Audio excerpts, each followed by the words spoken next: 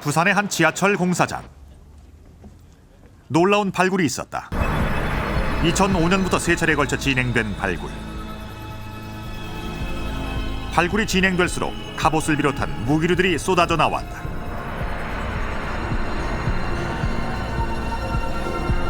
더 충격적인 현장도 있었다. 바로 유골이었다. 수많은 유골이 각종 유물과 뒤엉킨 채 세상의 모습을 드러낸 것이다. 발굴 현장은 부산의 동래성 앞. 도대체 무슨 일이 있었던 것일까?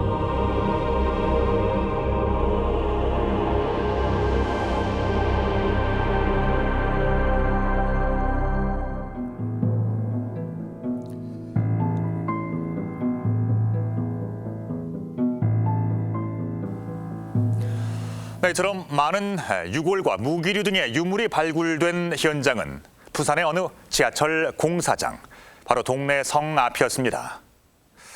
이 동래성은 임진왜란 당시 부사 송상현의 항전으로 잘 알려져 있는 곳이죠. 바로 이 동래성 앞에서 엄청난 발굴이 이루어진 것입니다. 자, 지금 보시는 이것이 발굴 현장의 사진이 되겠습니다. 보시는 것처럼 두개골에는 커다란 구멍까지 뚫린 채 참혹한 모습으로 발굴이 됐습니다. 대체 이 유골의 주인은 누구였으며 무슨 일이 있었던 걸까요? 역사 추적. 오늘은 동래성의 유골들이 말해주는 역사의 진실을 추적해 보겠습니다.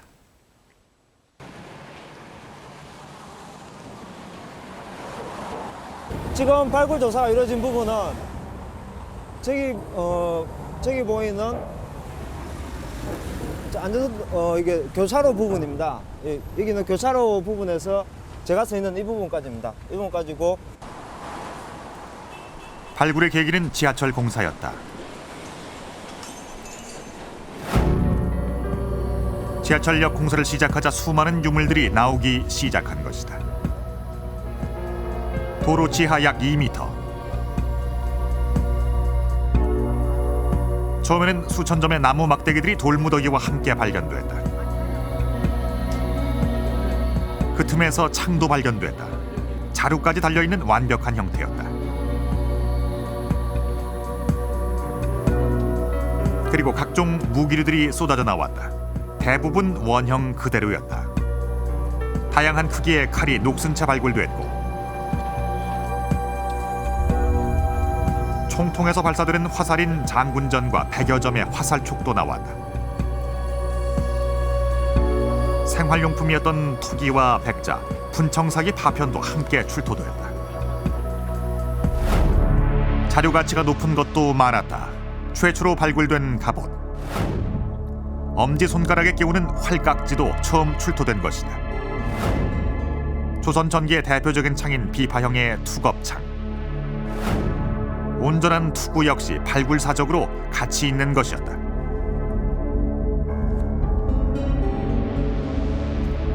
특히 투구 안쪽에는 동래진이라는 명문까지 뚜렷했다. 즉각 유물들에 대한 보존 처리가 시작됐다.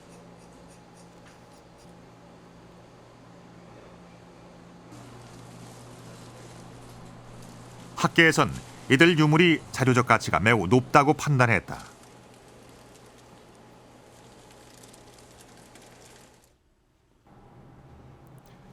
특히 각종 무기류가 이처럼 한 장소에서 완벽한 형태로 발굴된 예는 매우 드문 경우였다.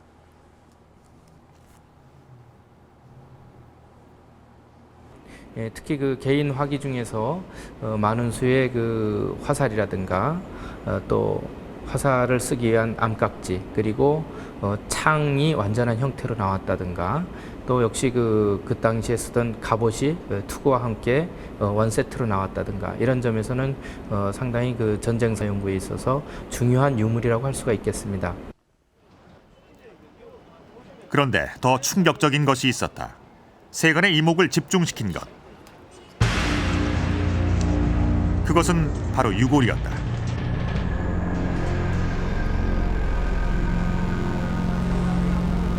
수많은 유골들이 다른 유물들과 뒤엉킨 채 발견된 것이다.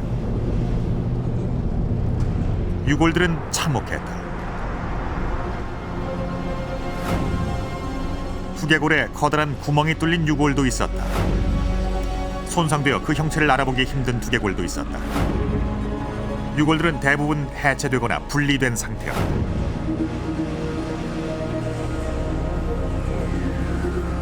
3차에 걸쳐 발굴된 유골은 최하 81개체에서 114개체로 추측됐다.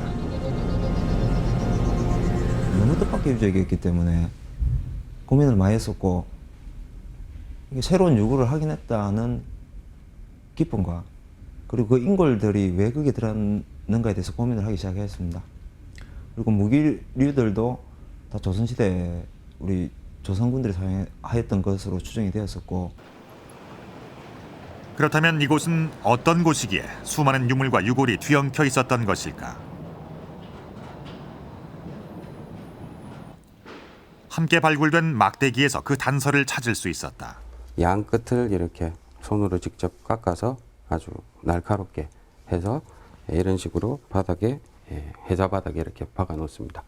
그래서 이제 해자는 이제 물을 채우는데, 물이 이 목익보다는 위쪽에 올라오게 해서 밖에서는 이 목익을 모르도록, 그러니까 이제 적들이 보면은 이제 안 보이기 때문에 내려왔을 때 그 해자를 건너갔을 때 찔린다든지 뭐 이 그 속도를 갖다가 늦출 수 있는 그런 하나의 방어용 무기라고 생각을 하시면 될 것 같고요.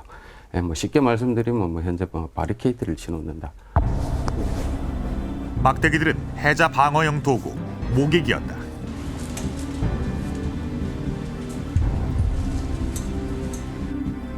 즉 유골이 발굴된 곳은 바로 해자였던 것이다.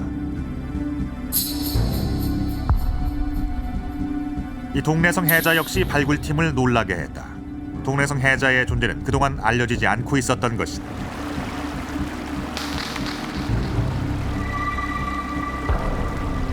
처음 조사를 시작하였을 때 기존에 알려진 성벽 라인하고 달랐거든요. 그래서 이제 성벽을 찾았구나, 확실한 성벽 라인을 찾았구나라고 생각을 했었는데, 근데 전혀 상상도 못한 이게 해자가 출토가 되어버리니까 너무 뜻밖이었습니다. 뜻밖의 발견된 해자. 바로 이곳에 엄청난 유물과 유골이 묻혀 있었던 것이다.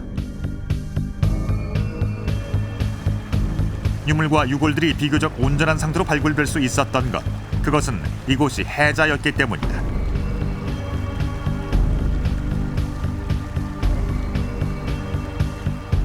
물이 흘렀기 때문에 그 유물이라든지 뭐 철제 유물도 마찬가지고, 그다음 목재 유물, 그다음에 인골, 이러한 것들이 이제 그대로 남아 있다는 것에 대해서 뭐 저희들이 가장 먼저 놀랬던.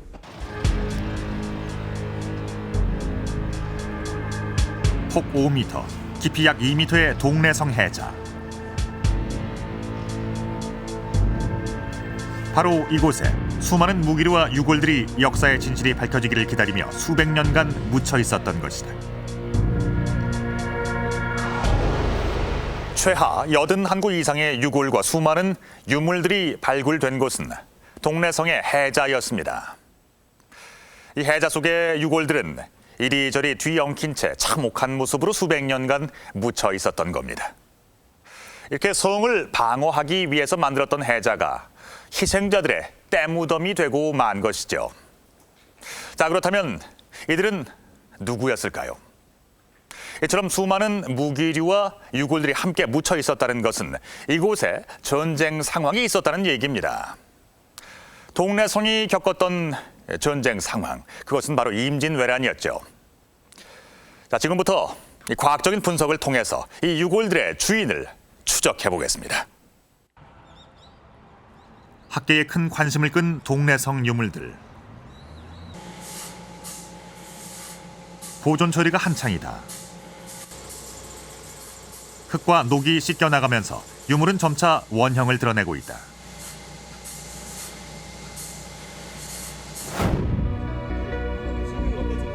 특히 눈길을 끈 것은 갑옷이었다.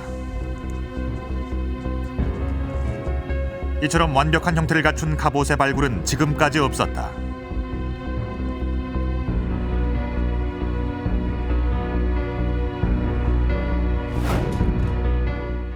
갑옷은 수천 점 쇳조각을 이어붙인 이른바 비늘 갑옷.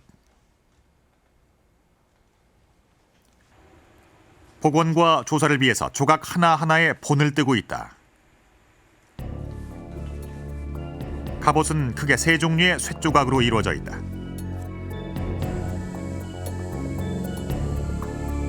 갑옷 조각에 묻은 녹을 제거했다. 그러자 놀라운 사실이 드러났다. 갑옷 조각 하나하나에 오칠이 돼 있었던 것이다. 사진에서 보시면 이 부분입니다. 어깨 견갑 부분입니다. 이 부분은 이게 여기 사진에서 보시면 이게 몸체 부분입니다. 완벽한 형태는 갑옷의 시대를 밝히는 결정적인 단서가 됐다.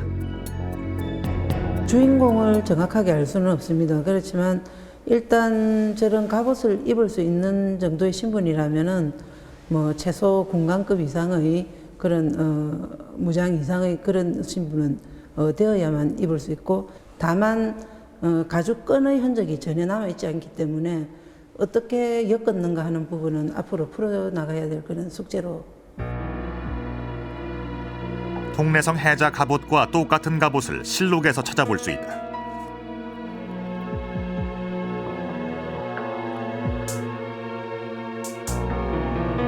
조선 초기 갑옷과 일치하는 동래성 갑옷. 임진왜란 때의 갑옷일 가능성이 매우 높다.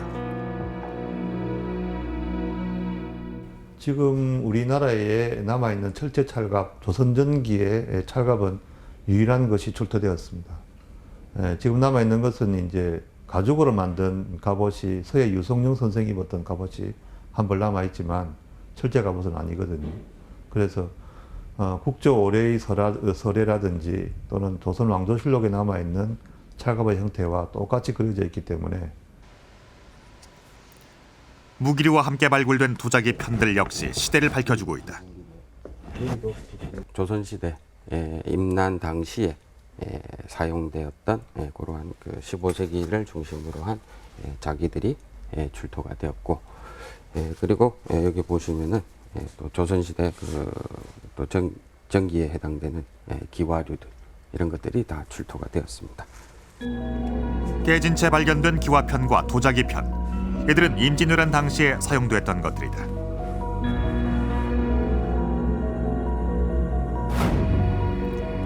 발굴된 다양한 칼과 각종 화살총, 이들 역시 조선 초기 조선군 무기 체계와 일치하고 있다. 반면에 요 앞쪽에 보이시는 요 창은 지금 동래읍성 해자에서 유일하게 지금 일본 무기로 확인이 된 것입니다. 특히 일본 창날의 발굴은 결정적인 단서다. 길이가 20cm에 달하는 창날.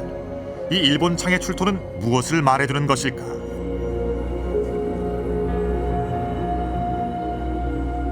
일본계 무기가 한 점이 발견이 되었는데 차후 이제 더 정리가 되면 더 나올지는 모르겠습니다.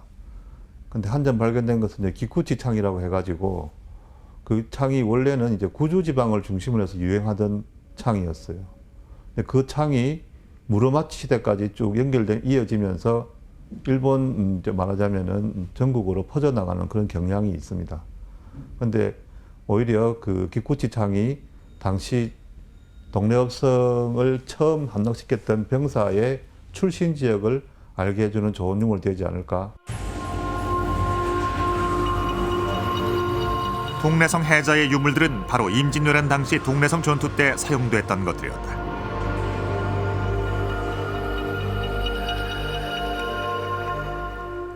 그렇다면 유골들은 누구일까?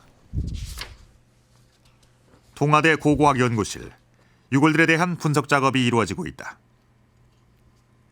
요 사람 같은 얼굴 같은 경우는 전형적인 남쪽 지방 사람 얼굴이거든. 전부 참혹한 모습으로 발굴된 유골들. 이들은 과연 조선인들이었을까? 먼저 유골의 치아 상태를 살펴보았다. 이번에 나타난 그 두개골들에서 확인되는 치아의 약 80% 이상이 대가다 방금 말씀드렸던 그 에나멜 질감 형성이라는 것이 나타나고 있다는 거죠. 즉 그것은 16세기에 동네 읍성에 사는 사람들이 결코 식생활에 있어서 그렇게 풍족하지 않았다. 어려운 생활 환경 속에서 이 사람들이 처해 있었다. 다음으로 분석팀이 주목한 것은 유골의 키. 유골들의 신장을 측정, 평균치를 산출하기로 했다. 상골 최대 길이 326. 이 대퇴골 같은 경우에는 이 길이를 확인함으로써 원래 살아있을 때 키가 어느 정도 되느냐 하는 것을 갖다가 확인할 수가 있는 거죠. 그래서 그 전체적으로 확인된 인골들 중에서 대퇴골로서 키를 잴 수 있는 것이 남자인 경우 19개체, 여자인 경우에는 5개체가 이렇게 확인이 됐습니다. 동래성 유골의 평균 신장은 남녀 모두 당시 일본인들에 비해 약 10cm 정도 큰 것으로 확인됐다. 동래성의 유골들은 모두 조선인들이었던 것이다. 다음은 유골들의 연령층. 20대에서 40대까지 다양한 분포를 보여주고 있다. 그런데 이들 중엔 매우 충격적인 유골도 있다. 대부분은 부식되어서 없어져 버리는 것이 일반적입니다만은 요번 그 동네 읍성에서 나온 이 어린이 경우에 있어서는 아주 드문 예로서 나왔지만 이렇게 마치 이 양쪽에 있는 이 척두골이 이렇게 봉합선으로 연결되는 부분입니다만은 역시 연골로 되어 있던 부분들이 전부 다 이렇게 떨어져 있기 때문에 어른뼈와 달리 어린이 뼈는 상당히 발굴해서 나오는 경우가 드뭅니다. 5세 미만 유아의 두개골과 함께 발굴된 동래성 유골들.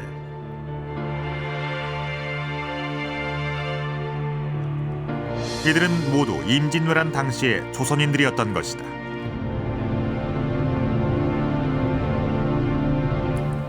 임진왜란 당시 동래성을 공격했던 왜군은 조선 침공의 제1선봉장 고니시 유키나가 휘하에 18,000이었습니다. 이들은 동래성 이후에도 대구, 상주, 문경을 거쳐서 한양을 맨 먼저 점령을 했고 평양까지 진격을 했으며 전쟁 막바지에는 순천에서 이순신 함대와 마지막까지 대치를 했던 최정예 왜군이었습니다. 동래성은 바로 이들을 상대로 전투를 치러냈던 겁니다. 당시에 치열했던 전투 상황을 묘사한 동래성 순절도를 함께 보시겠습니다. 자, 이 그림을 자세히 보시죠. 지붕 위에 두 부녀자가 올라가 있습니다. 이들은 지붕에 기와를 던져가며 최후까지 처절하게 저항을 하고 있습니다. 동래 부사 송상현의 최후도 잘 묘사가 되어 있습니다. 성이 함락되자 송상현은 갑옷 위에 관복을 입고 임금을 향해 북향 사배한 후 죽음을 맞고 있습니다. 이처럼 전쟁 초기 동래성은 최정예 왜군들을 맞아 최후까지 항전했던 겁니다. 그 처절했던 전황입니다.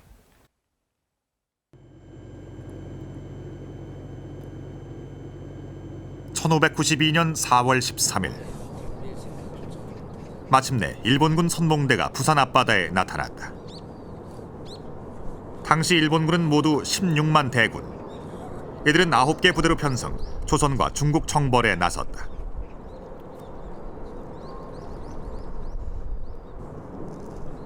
일본군 선봉들은 곧장 부산진성 앞바다에 도착했다.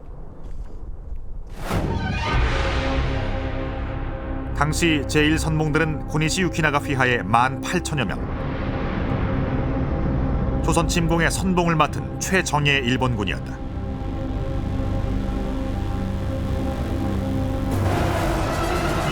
이들은 부산에 상륙하자마자 바로 부산진성 공격에 나섰다.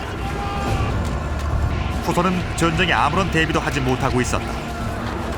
반면 일본군은 신무기, 조총으로 무장하고 있었다. 부산진성 전투를 묘사한 부산진 순절도. 부산 앞바다를 가득 메운 외선과 일본군들이 빼곡히 그려져 있다.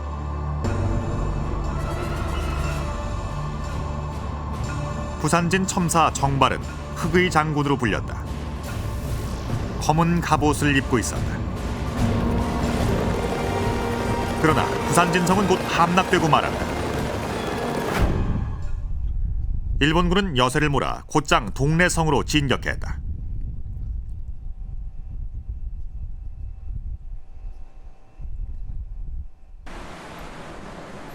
당시의 동래성은 현재 남아있지 않다.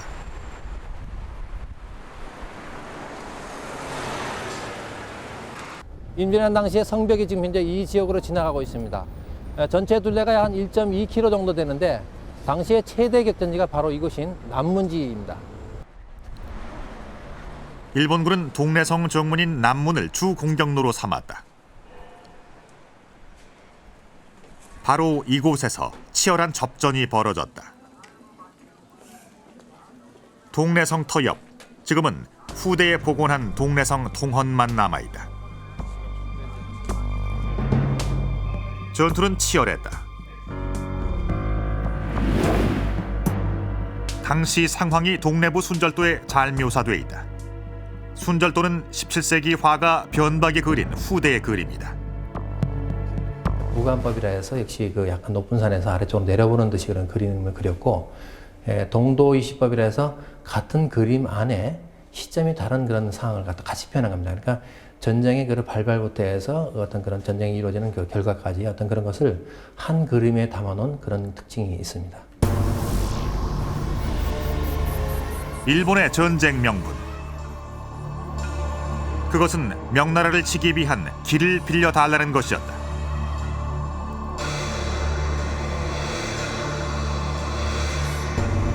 동래부사 송상현은 즉각 이를 거부했다. 싸우다 죽을 수는 있어도 길은 빌려줄 수 없다고 했다.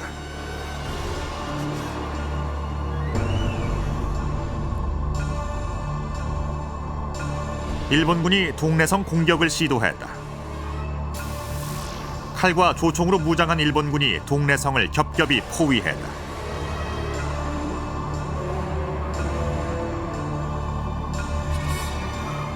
송상현은 당시의 상황을 절명시에 남겼다. 동래성은 마치 달무리에 둘러싸인 듯 외롭다고 했다. 경상 좌병사 이각은 전투가 시작되기도 전에 퇴각해버렸다. 임진유문엔 당시 이각의 행적이 그대로 기록돼 있다.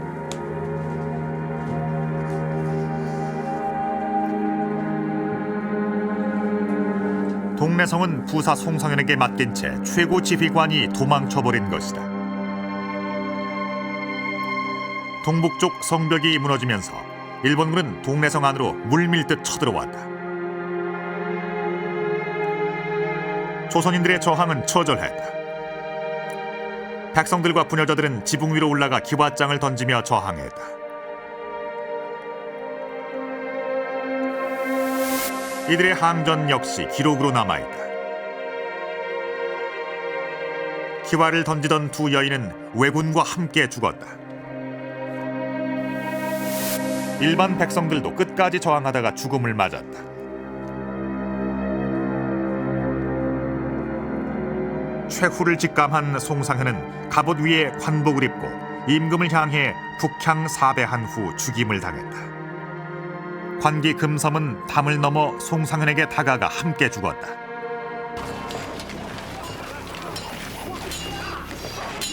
전투는 오래가지 않았다. 신무기 조총과 실전 경험까지 갖춘 일본군 앞에 조선의 민관군은 속수무책이었다.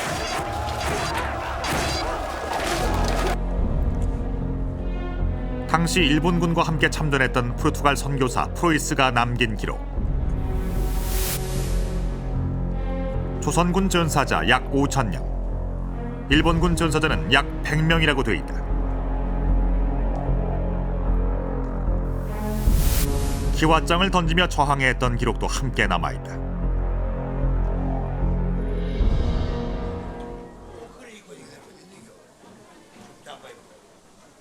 동래성 터 안의 송공단.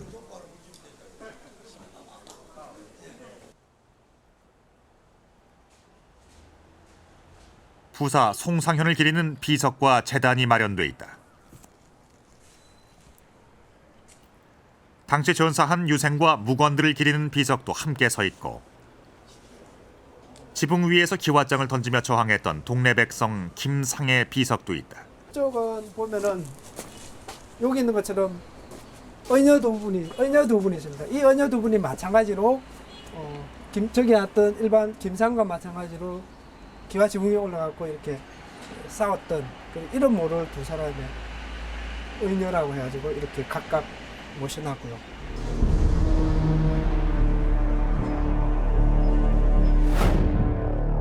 동래성 해자에서 발견된 참혹한 유골들. 이들은 바로 치열했던 동래성 전투의 희생자들이었다.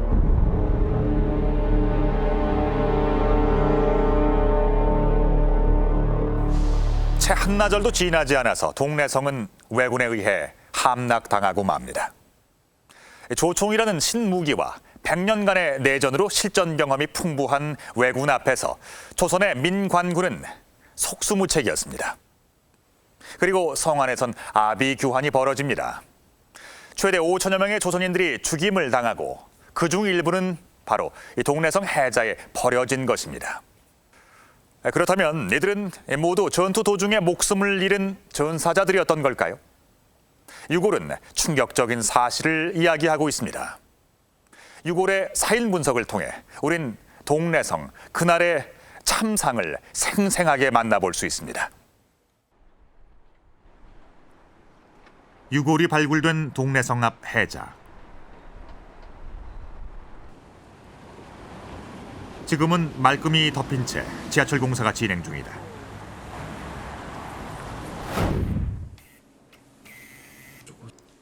유골들은 고고학 전문가들에 의해 분석됐다.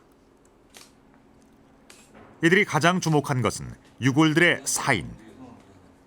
도대체 무엇이 이들을 죽음에 이르게 했을까?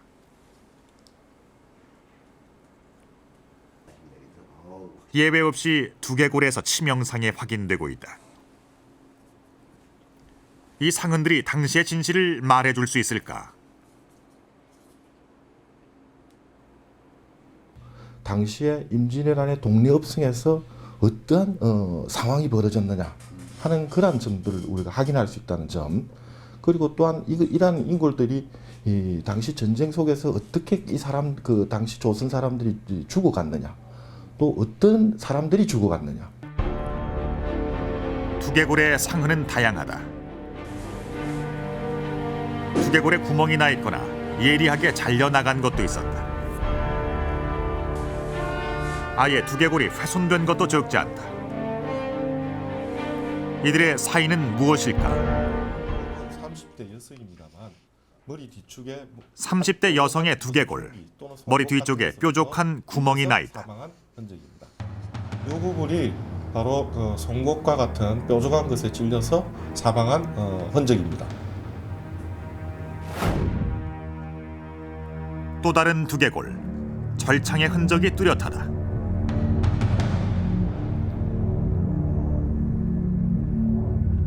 예리한 칼날에 의한 것이다.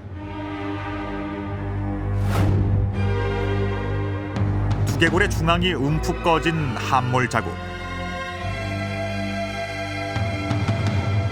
육중한 둔기에 의한 것이다.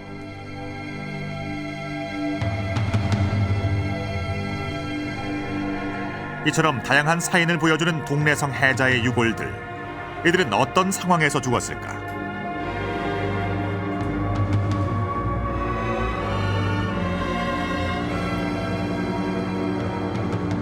전투 도중 발생한 전사자들이었을까? 아니면 비전투 요원이었을까?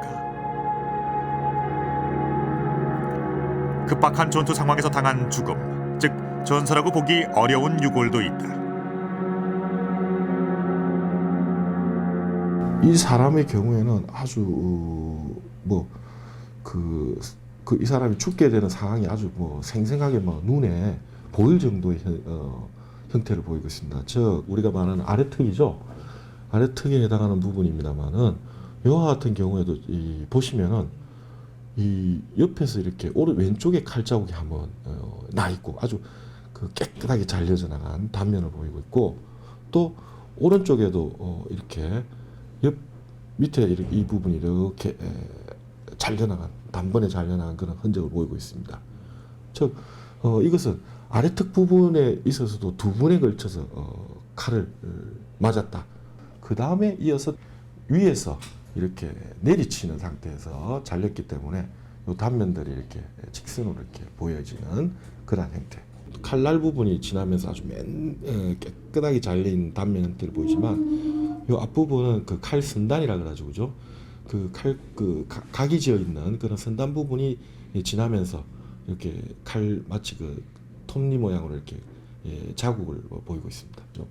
즉 어떤 의미에서 이 사람들이 그야말로 전쟁 상황 속에서 도망을 가는데 뒤에서 이렇게 쫓아가서 가격을 했을 가능성도 있다는 거죠.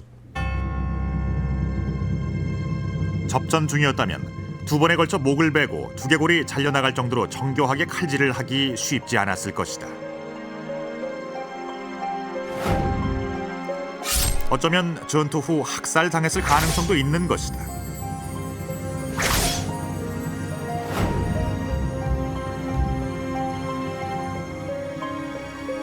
움푹 꺼진 함몰 자국은 학살의 개연성을 더 높여준다.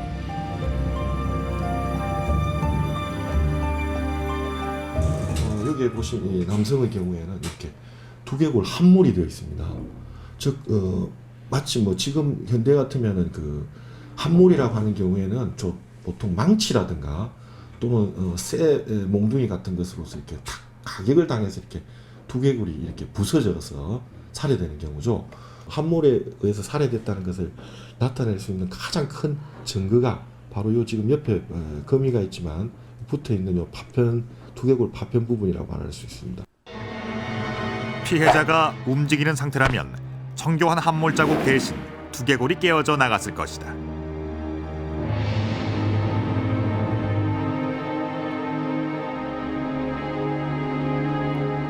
더욱 참혹한 상황을 증언하는 유골도 있다.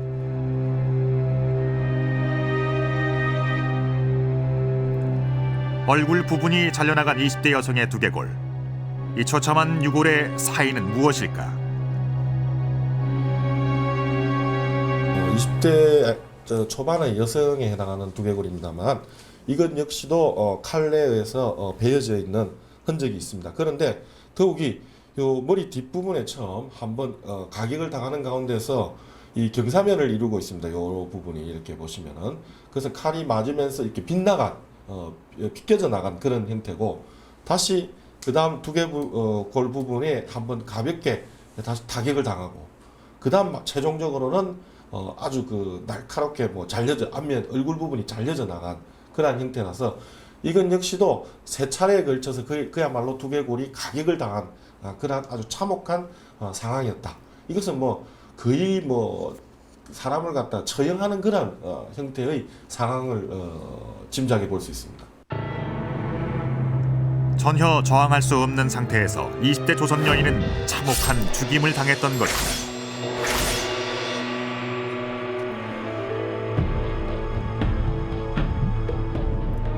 어쩌면 이 여성 역시 지붕 위의 여인들처럼 끝까지 항전하다가 포로로 잡혀 처형됐던 것은 아닐까.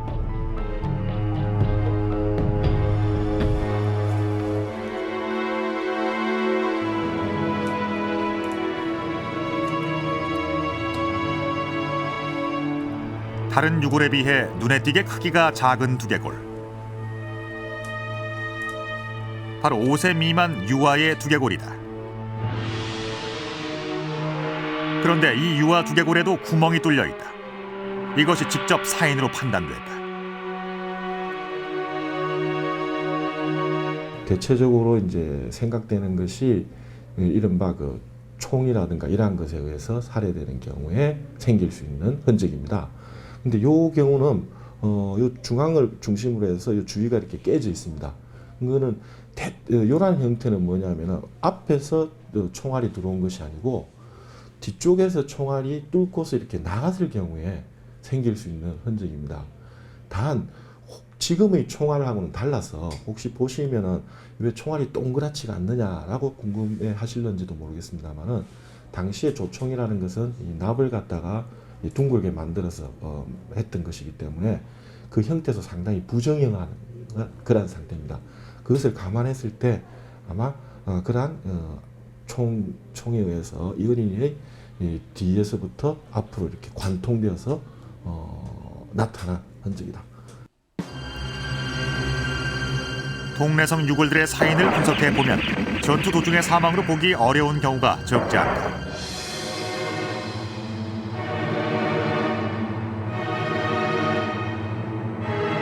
일본군은 5세 미만의 어린이 뒤에서도 총을 쏘았던 것이다. 이들에게서 나타나는 여러 가지 사망 원인들이 단순하게 우리가 전쟁에서 일반적으로 사망하였다든가 전사하였다 하는 그러한 형태가 아니고 어린아이에서부터 시작해서 나이 든 사람에까지 아주 참혹하게 그것도 여러 번의 그 난도를 당한다든지 또는 그 여러 번의 그 타격을 받는다든지 이렇게 해서 잔혹하게 죽었다 하는 것은 이것이 오히려 전쟁이라기보다는 일방적인 뭐 학살 또는 일반적인 뭐 참살을 당했다 하는 것을 갖다 너무나 확실하게 보여주기 때문에 참혹하게 살해당한 동래성 유골들. 400여 년 만에 모습을 드러낸 이들은 그들이 학살의 피해자라는 것을 뚜렷하게 증언하고 있다.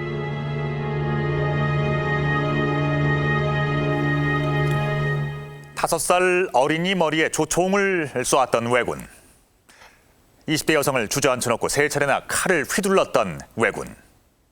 도대체 그들은 왜 이런 만행을 저질렀던 걸까요? 유골들의 사인을 분석해 보면 전투 도중의 사망뿐만 아니라 전투가 끝난 뒤에 학살의 개연성도 역시 높아 보입니다. 그들은 왜 남녀노소를 가리지 않고 이 같은 만행을 저질렀던 걸까요? 그들의 말대로 중국을 정벌하기 위한 길을 빌리기 위함이었다면 이런 만행을 저지를 이유가 없었을 겁니다. 임진왜란은 과연 어떤 성격의 전쟁이었던 걸까요? 임진왜란을 일으킨 도요토미 히데요시와 전쟁에 임하는 왜군들의 태도입니다.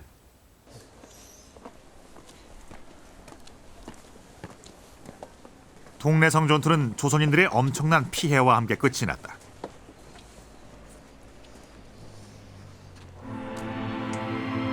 전투를 치렀던 전투원뿐 아니라 일반 백성들도 참혹한 죽임을 당했다.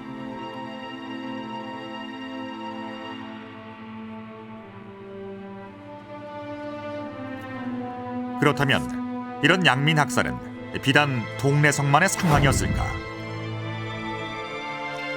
임진왜란 당시에 충신, 연려, 효자 등을 기록한 동국신속 3강 행실도, 이 책에도 당시 조선인들이 당했던 피해 상황이 잘 나타나 있다. 송상현의 최후도 묘사돼 있다. 그리고 수많은 조선 백성들이 전쟁의 희생자가 됐다. 일본군을 피해 스스로 강물에 몸을 던지거나 목을 매단 여인들. 이 수많은 기록은 임진왜란 당시 일본군들의 만행을 반증해주는 것이다.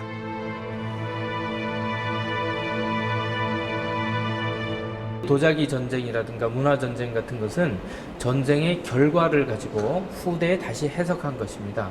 그것은 처음에 일본군이 들어올 때 물론 그 일본군의 군부대 안에는 서적을 약탈하거나 도공이라든가 이런 기능인들을 잡아가거나 그런 사람들의 부대가 따로 편성이 되어 있었습니다.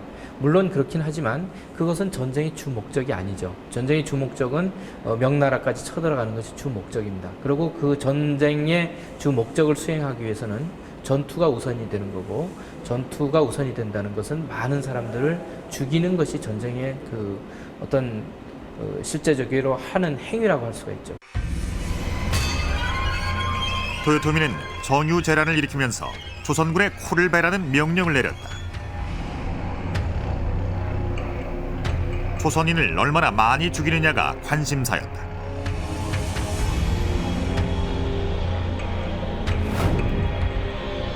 도요토미의 명령은 전장에서 그대로 실행됐다.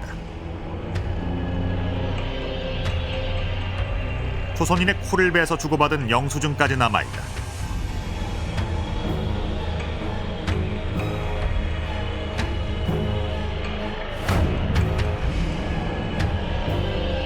조선 지방에 내걸었던 포고문에서도 살인과 방화는 일본군들에게 공식적으로 허용된 행위였음을 확인할 수 있다.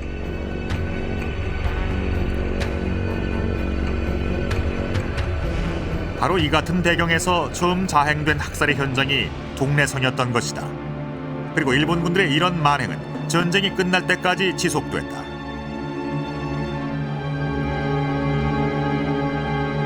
단순한 살인 방화에 그치질 않았다. 조선의 모든 것을 말살하려 했다. 그 증거가 동래성 해자에서 발견됐다. 이 부분은 이건 뭡니까? 이 부분은 배룩하고 배룩 케이스가 나왔습니다. 온전한 형태로 발굴된 조선 갑옷. 그 옆에는 역시 온전한 벼루와 가죽으로 만든 벼루집도 발견됐다. 무장의 갑옷과 문인의 벼루가 함께 쓸려 동래성 해자에 버려졌던 것이다. 일본은 조선의 모든 것을 없애버리려 했던 것이다.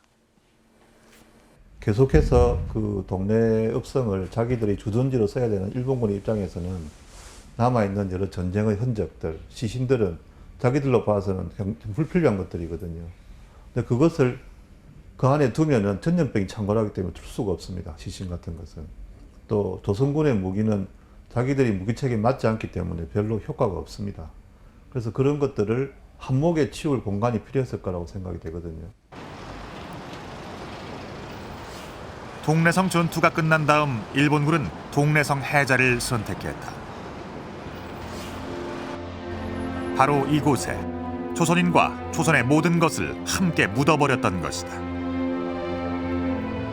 이는 임진왜란에 임하는 일본군들의 태도를 그대로 보여주는 것이다.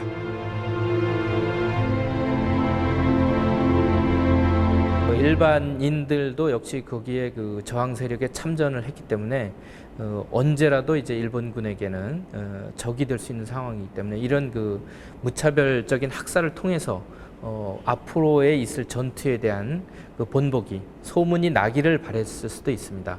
한 가지는 그래서 이제 일본군에게 저항하지 않도록 하기 위한 그런 본보기가 될 수도 있고. 보시는 것처럼 가운데 단을 중심으로 해갖고 양옆에 동래성 전투가 끝난 지 400여 년. 그날의 희생자들은 이제 비석으로만 남았다.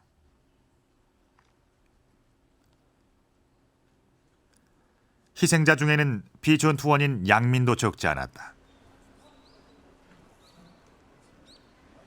성이라고 하는 것은 피난처로 많이 들어왔기 때문에 일반 군인도 있었지만 일반 백성도 굉장히 많았죠.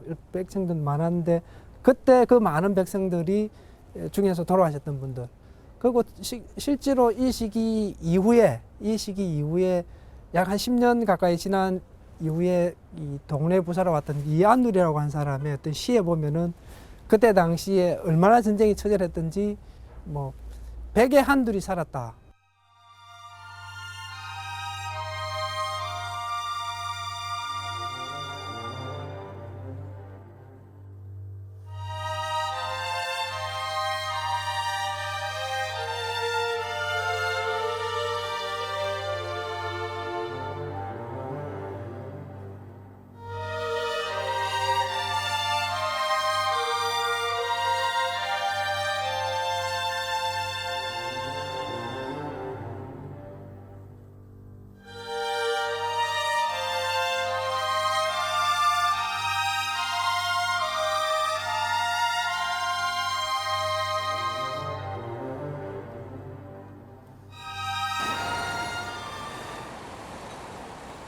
지하철 공사가 한창인 발굴 현장. 발굴 지역은 50여 미터, 극히 일부만 진행된 채 되묻었다.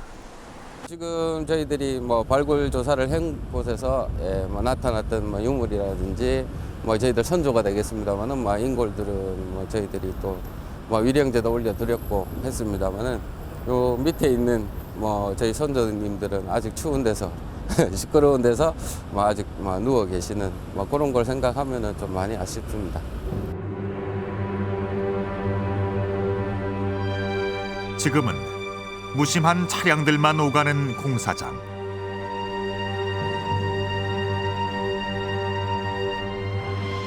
바로 이곳이 일본군의 만행을 증언하기 위해 조상의 유골이 400여 년 통한의 세월을 기다렸던 곳이다.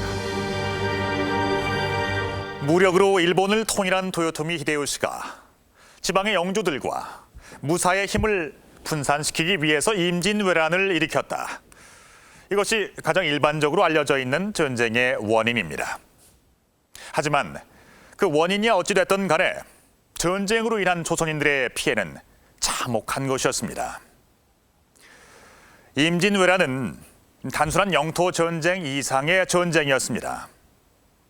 물론 명나라를 치기 위한 길을 빌리겠다는 것도 역시 명분에 지나질 않습니다. 어쩌면 임진왜란은 조선인 말살 전쟁이었는지도 모릅니다. 바로 그 사실을 조선판 킬링필드, 동래성의 유골들이 400여 년 만에 세상으로 나와 우리에게 생생하게 증언하고 있는 것입니다.